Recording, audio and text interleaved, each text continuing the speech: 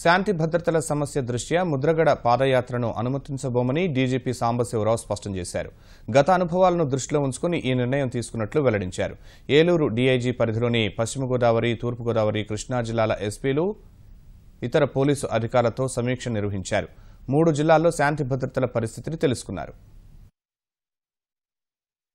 గతంలో జరిగినటువంటి అనుభవాలన్నింటినీ బేరీజ్ వేసుకున్న తర్వాత ఏం తెలిసిందంటే 94లో సైకిల్ యాత్రప్పుడు ఆ తరువాత చేపట్టినటువంటి ఆమరణ నిరాహార దీక్ష కానివ్వండి, ఆ సందర్భంలో కొంతమంది సానుభూతి పరులు సంఘీభావం వ్యక్తపరిచి అమలాపురం వైపుకు వెళ్తుంటే అక్కడ జరిగినటువంటి ఇన్సిడెంట్స్ ఒక్క 2 రోజుల పరిధిలో 44 కేసులు రిజిస్టర్ అయినాయి. అక్కడ కర్ఫ్యూ విధించారు.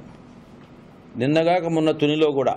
సో ఎప్పుడైతే మనం ఏ కార్యక్రమం చేపట్టినా అది హింసతో కూడుకొని ఉన్నది అని అంటే we as police we have the mandate to maintain law and order. శాంతి భద్రతలు కాపాడవలసినటువంటి అవసరం మా మీద ఉంది.